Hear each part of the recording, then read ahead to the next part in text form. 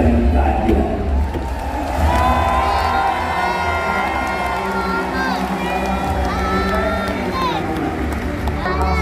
Ada pemimpinnya dan setiap pemimpin ada tantangannya.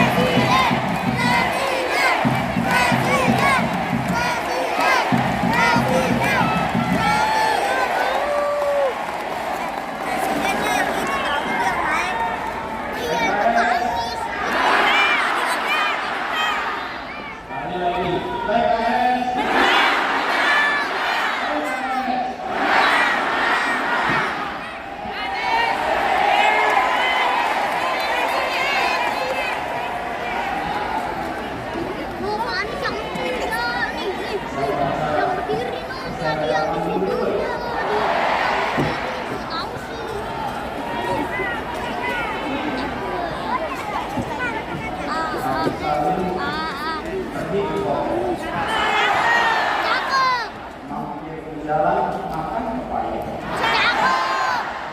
2023 kita bekerja. 2024 kita berjaya.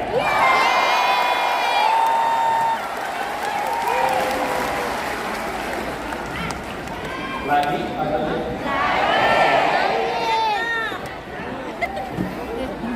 Ustaz Saiful pergi ke Kemayoran. Pulangnya muter mampir ke Kemang. Bersama dengan koalisi perubahan,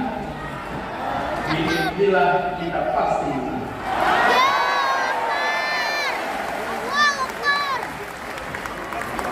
Kalau dua itu yang kurang lengkap. Ini koalisi bertiga, bersama tiga, dua tambah satu sama dengan tiga. Satu lagi. Habib Abu Bakar pergi ke Ambon. Pulangnya lewat tetangga ini. Untuk PKS yang sedang ulang tahun. Happy birthday.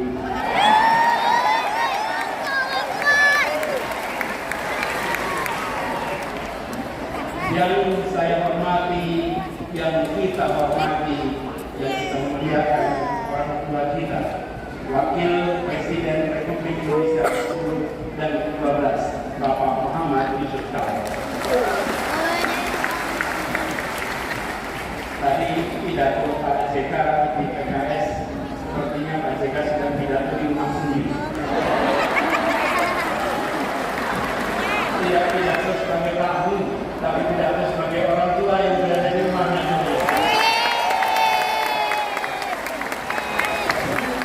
Kami saling mengantarkan menjadi sebuah rangkaian yang tepat, urutan yang tepat. Insya Allah beliau selalu sehat. Dan terus menjadi penjuru bagi kita semua. Yang saya hormati, saya muliakan komunitas saya.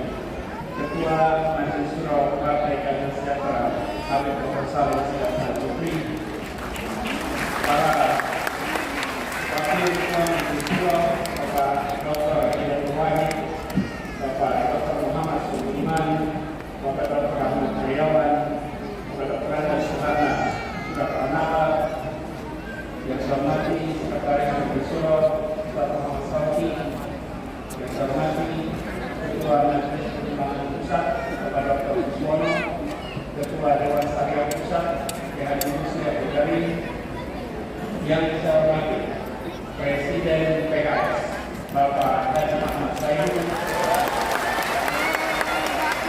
yang saya hormati Sekjen PKS Habib Dr. Habsi, yang saya hormati Dalam PKS Bapak Jumat Rahman, yang saya hormati Ketua Mahkamah Partai Yang Haji Surahman Hidayat, Ketua Fraksi PKS Bapak Dr. Jasmine Juwaini dan seluruh anggota DPR RI dan PKS, yang saya hormati Ketua Fraksi PKS Bapak Yasmin Abdul sendiri beserta para anggota DPR PKS dan Ketua Dewan Perasaan, Ketua Dewan Pakar Profesor Dr. Iwan Wahidno bersama anggota, yang saya hormati dan saya banggakan Ketua Umum Partai Demokrat Bapak Agus Harimurti Yudhoyono, Pak Sekjen beserta keluarga besar Partai Demokrat yang ada di sini beri tangan kepada mereka,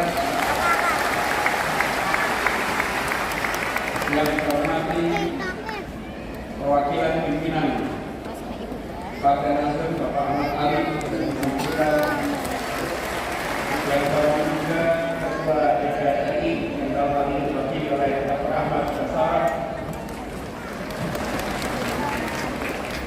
para kepala daerah dan wakil kepala daerah PKS di seluruh Indonesia yang ada bersama kita, para ketua badan dan badan PKS, para wakil sekjen, wakil gubernur dan seluruh staf kantor kepala staf presiden, para ketua MPW, ketua DSP, ketua DPW, para pengurus struktur anggota dan simpatisan PKS, dan seluruh keluarga besar PKS, para ketua dan anggota unit pembinaan, para tamu undangan, hadirin saudara sekalian dan simpatisan setanah air. Assalamualaikum warahmatullahi wabarakatuh.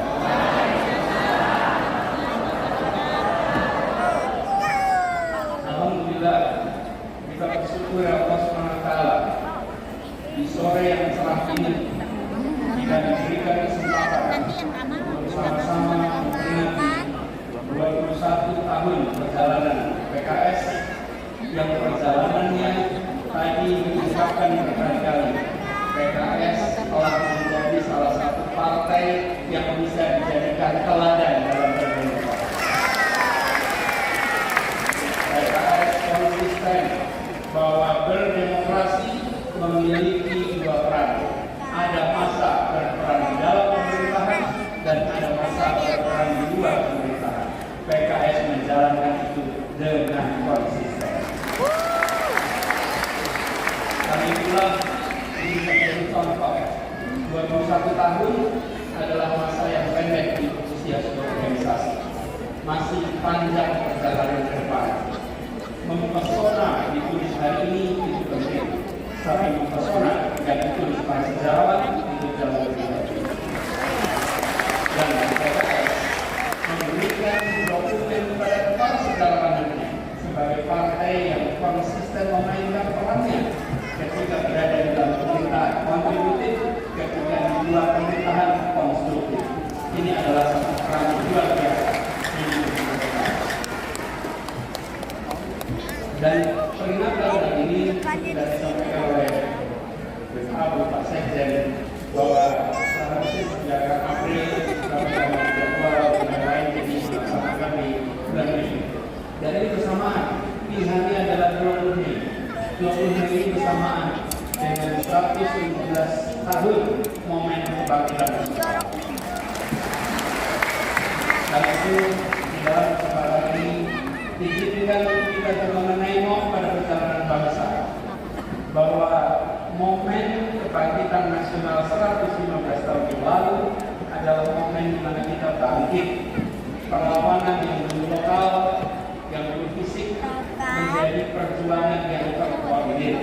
dengan kekuatan intelektual, dengan kekuatan politis, dan memiliki identitas kebangsaan yang kuat. Momen kebangkitan nasional adalah awal dari perjuangan menuju kemerdekaan. 37 tahun kemudian kita meraih kemerdekaan. Dan ini adalah kesempatan hari ini untuk kita refleksi. Ketika kita bergerak ke depan di hari kebangkitan nasional, kita harus ingat bahwa kita pernah bangkit, tapi tidak ada jaminan bahwa bangkit itu artinya terus menerus menjadi kuat. Bangsa-bangsa ada masa mereka bangkit membesar, ada masa mereka bangkit pelan-pelan turun bahkan gagal di berbagai tempat seluruh dunia. Karena itu momen ini di saat ulang tahun PKS bersamaan dengan momen kebangkitan nasional, mari kita tengok bangsa ini harus bisa bangkit lebih kuat. Sambil kita lihat pelajaran dari bangsa-bangsa di seluruh dunia, ribuan tahun sejarah sudah mencatat bangsa yang bangkit dan bangsa yang kemudian mudah hilang. Ada sebuah buku berjudul Why Nations Fail, Mengapa Negara Gagal. Studi ini bukan studi teoritis. Studi ini adalah mengumpulkan berbagai peristiwa, mengambil hikmahnya, apa yang harus kita perhatikan supaya kita terus bisa bangkit ke depan.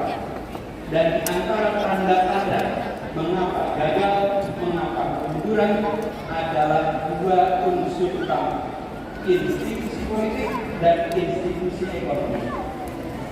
Ketika institusi politik, institusi ekonomi itu bersifat ekstraktif, memeras, maka pelan-pelan negaranya akan turun. Tapi kalau institusi ekonomi, institusi politik sifatnya inklusif, memberikan kesempatan setara kepada semua, pelan-pelan negara akan bangkit menjadi kuat, menjadi makin kuat. Apakah institusi politik dan ekonomi yang bersifat memeras menyingkirkan atau bersifat inklusif memberikan kesempatan pada semua? Coba kita lihat satu-satu. Kita lihat institusi politik. Apa bedanya negara dengan institusi politik yang bersifat memeras, ekstraktif, menyingkirkan, dan bersifat inklusif atau melayani semua? Negara dengan institusi politik bersifat memeras, menyingkirkan, cenderung mengkonsolidasikan kekuatan, kewenangan pada satu pemimpin, pada satu grup, pada satu kelompok. Kekuasaan yang tidak disebar dan dibagikan kepada semua. Negara dengan institusi politik yang memeras, menyingkirkan, memberikan kesempatan partisipasi yang terbatas, partisipasi yang terkendali. Bahkan mereka-mereka yang berbeda pikiran politiknya sering dipinggirkan dari arena. Negara dengan institusi politik yang memeras menyingkirkan ini sering tidak mengindahkan etika, sering tidak mengindahkan aturan hukum. Bahkan peraturan bisa ditegak hukum, bisa diterapkan secara tebang pilih, dan seringkali dibuat hanya untuk menguntungkan mereka yang sedang berada di dalam lingkar kekuasaan.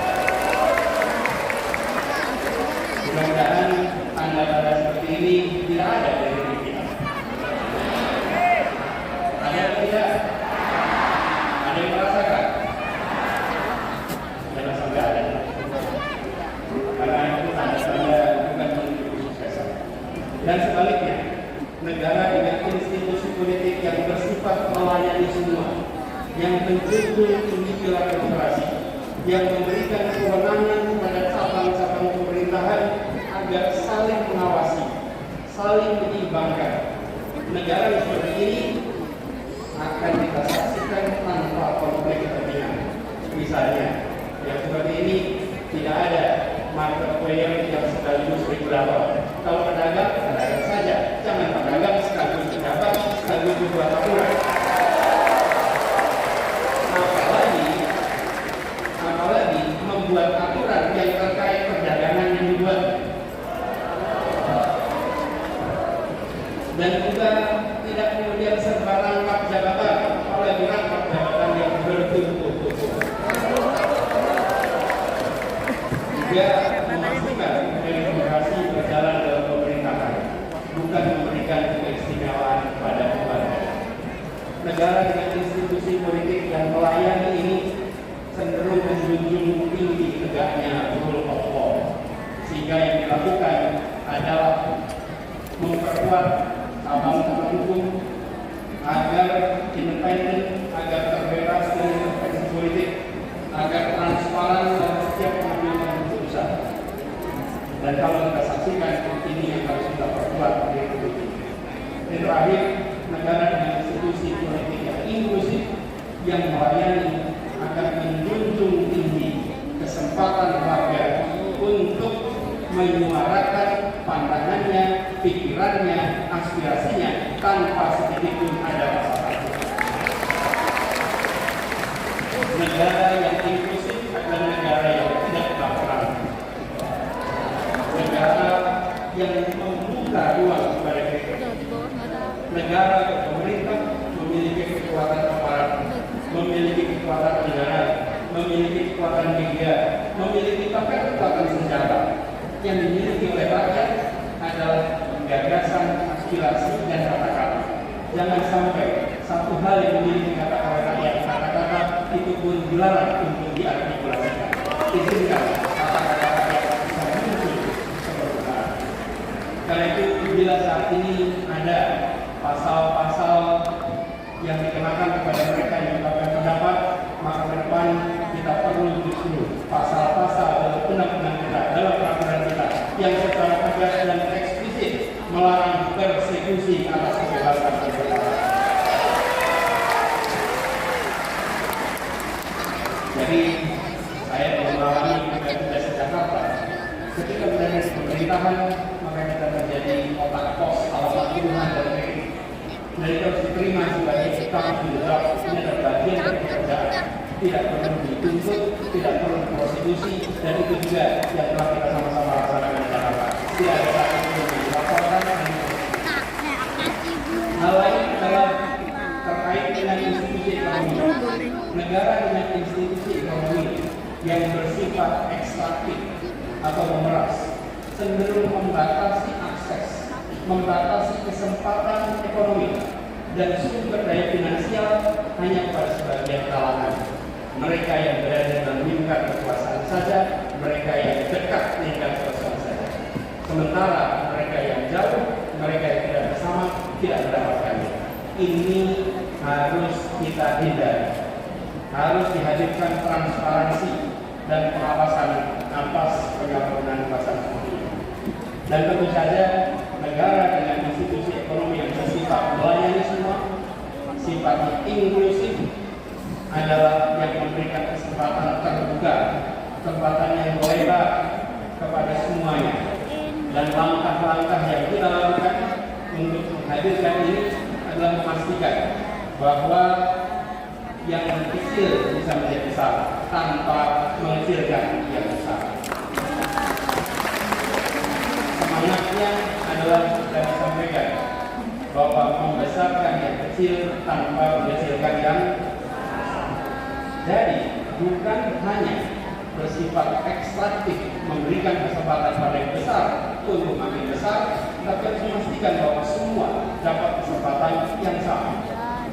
Dan negara dengan institusi ekonomi yang bersifat ekstraktif ini cenderung abai pada pengembangan pelayanan publik dan pembangunan infrastruktur. Sebaliknya, yang inklusif cenderung melayani semua. Kalau kita bicara infrastruktur, tadi sudah disampaikan juga, alhamdulillah kita lihat banyak pembangunan infrastruktur besar di zaman pemerintah sekarang ini. Kita ambil contoh pembangunan jalan, yang disampaikan oleh jalan. Media dan jurnalis dari media kata data mengumpulkan datanya. Izinkan saya kutip di sini. Pemerintahan kali ini berhasil membangun jalan tol terpanjang dibandingkan periode sebelumnya. 63% dari seluruh jalan tol berbayar yang ada di Indonesia itu dibangun di era pemerintahan sekarang. Sepanjang 1.569 km dari total 2.499 km. Itu adalah jalan berbayar. Sedangkan jalan yang tak berbayar, yang digunakan oleh semua secara gratis, yang menghubungkan mobilitas penduduk dari sudut-sudut desa perkotaan, yang membawa produk-produk pertanian, produk perkebunan, produk perikanan dari sentra-sentra tempat mereka dihasilkan ke wilayah-wilayah pasar, baik jalan nasional, jalan provinsi ataupun jalan kabupaten, terbangun 19.000 km di pemerintah ini. Kalau coba saya bandingkan dengan pemerintahan 10 tahun yang lalu, zaman pemerintah SBY, jalan tak berbayar yang dibangun adalah sepanjang 144.000 atau 7,5 km. Bila dibandingkan dengan jalan nasional, di pemerintahan ini membangun jalan nasional sepanjang 490 km. Di era 10 tahun sebelumnya 11.800 km. 20 kali. Kita belum bicara mutu, kita belum bicara standar dan lain-lain, kita bicara panjang. Kedua infrastruktur ini jelas diperlukan sama-sama. Tapi yang perlu kita perhatikan di sini adalah bahwa keberpihakan ketika bicara institusi ekonomi memberikan kesetaraan kesempatan kepada semuanya. Kita perlu memikirkan ke depan institusi yang inklusif, infrastruktur yang menunjang keseharian. Air saja misalnya, hari ini kita punya air di sini. Susenap 2019 menunjukkan 38% Indonesia menggunakan air galon kemasan sebagai sumber air minum.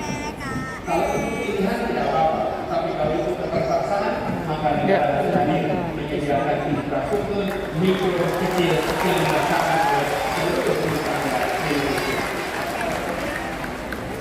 Kalau kita lihat angka sumur ada 21%, pompa air 16%, pipa hanya 10%. Ke depan kita perlu membangun institusi ekonomi inklusif yang memang belum tentu megah untuk difoto, belum tentu menarik seperti jalan berbayar atau airport bandara yang megah, tapi air yang mengalir di tiap rumah tangga, infrastruktur mikro di tiap rumah tangga itu akan memberikan rasa kebahagiaan bagi seluruh rakyat Indonesia.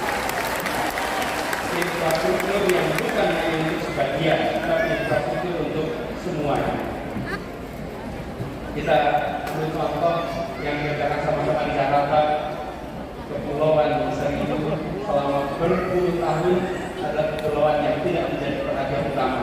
Bersama-sama dengan PKS, bersama dengan Demokrat, ketika di Jakarta, kita pastikan bahwa wilayah itu bukan wilayah yang tertinggal, tapi wilayah yang mendapatkan kesetaraan kesempatan dari kita. Bahkan ketika mereka tidak terbangun infrastruktur air, listrik, transportasi, kalau dapat ketemu mereka bilang ini, Pak Bu, kami butuhnya ATM misalnya. Dulu butuhnya transportasi, sekarang butuhnya ATM, butuhnya cooling station. Itu menggambarkan mereka sudah meningkat kebutuhannya. Karena itu, ada yang disampaikan juga, perjalanan 5 tahun di Jakarta kemarin ada perjalanan kita membawa janji untuk rakyat Jakarta. Dan janji itu kita lunasi sama-sama untuk rakyat Jakarta. Ini saatnya untuk kita menyongsong amanah yang lebih besar bagi seluruh rakyat Indonesia. Dan kita bangkit dengan kekuatan sendiri. Tadi disampaikan pentingnya untuk kita menggunakan kekuatan bangsa Indonesia. Pak Ketua Majelis Saya hormati, di ujung utara Jakarta ada sebuah stadion yang terbangun, namanya Jakarta International Stadium. Stadion itu memecahkan rekor dunia karena infrastruktur yang dibangun adalah salah satu infrastruktur paling rumit yang pernah dikerjakan, di mana harus mengangkat sebuah atap yang beratnya 36.000 ton, sama seperti angkat 24.000 mobil bersamaan. Dikerjakan dengan kompleksitas yang sangat tinggi.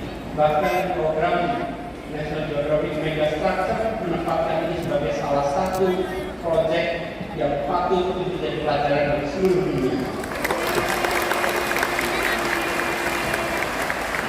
Dan siapa yang membangun?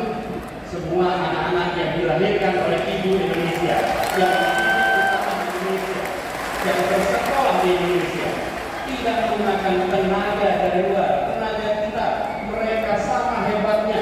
Dunia mempesona dengan hasil kerja anak-anak Indonesia.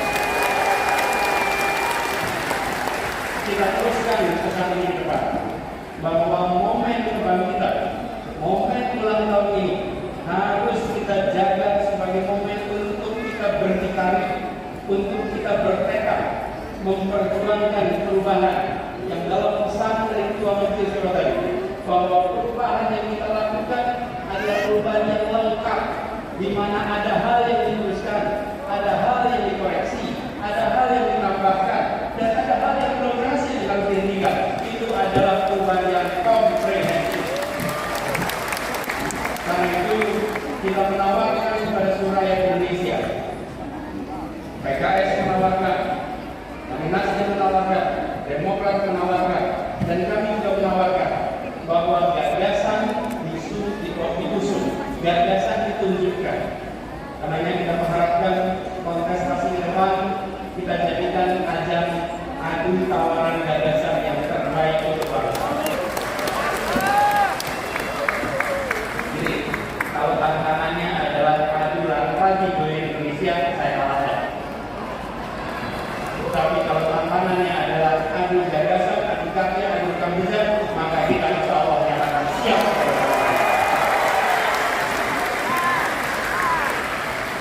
Dan bersyukur sekali perjuangan kita berlanjutan. 5 tahun yang lalu, 6 tahun yang lalu kita berjalan bersama-sama untuk membawa perubahan di Jakarta. Dan alhamdulillah atas izin Allah, perjuangan di Jakarta telah berhasil melunasi janji-janji rakyat Jakarta. Apa yang disampaikan oleh Bapak Presiden, bahwa kita memiliki utang, kita berhutang kepada rakyat yang memberikan amanat itu.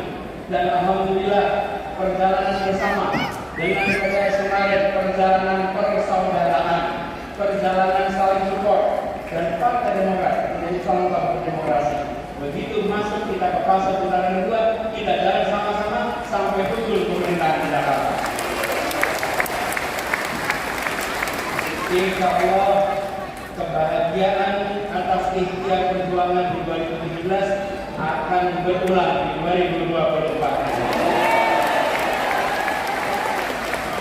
Dan kita harus ingat bahwa PKS sebagai partai umat, sebagai partai yang merepresentasikan aspirasi dari segmen terbesar di jalan unsur pemeluk agama, terus kita harus menjadi yang mengayomi, yang mengambil porsi besar untuk perubahan bangsa ini. Seperti yang diingatkan, Innallaha la yughayyiru ma biqaumin hatta yughayyiru ma bi anfusihim. Insya Allah kita pegang kalimat ini, bahwa kita ajak umat ini untuk mendorong perubahan. Bila umat berubah, bangsa berubah. Bila umat maju, bangsa menjadi maju. Sebarkan semangat ini, sebarkan ketulusan dan pesan-pesan tadi oleh Ketua Majelis Syuro, jaga keikhlasan. Insya Allah kita selalu dikatakan dengan keikhlasan. Baik sekalian yang saya hormati, izinkan saya mengakhiri apa yang menjadi kewajiban kita untuk menyampaikan pesan kebangkitan, pesan ulang tahun PKS dengan mengirimkan harapan kepada semua. Mari kita jaga perjalanan ke depan dengan menjaga persatuan, menjaga suasana kebersamaan, persatuan Indonesia. Tadi dari bawahi tidak mungkin bisa terjadi dalam ketimpangan. Persatuan Indonesia hanya bisa dijaga dalam suasana keadilan dan kesetaraan. Dengan keadilan kita punya persatuan, dengan kesetaraan kita punya persatuan. Mari kita pulang dari peringatan 21 tahun PKS, 115 tahun kebangkitan nasional dengan membawa pesan, kami hadir untuk menghadirkan keadilan sosial bagi seluruh rakyat Indonesia. Kami hadir untuk memastikan ada kesejahteraan bagi semua. Kami hadir untuk memastikan muncul persatuan bagi semuanya. Izinkan kami tutup dengan sebuah pantun Santun ya. Bangkit serempak satu tujuan. Mantapkan cita perjuangan bersama. Mari bersatu ciptakan perubahan, wujudkan keadilan Indonesia sejahtera.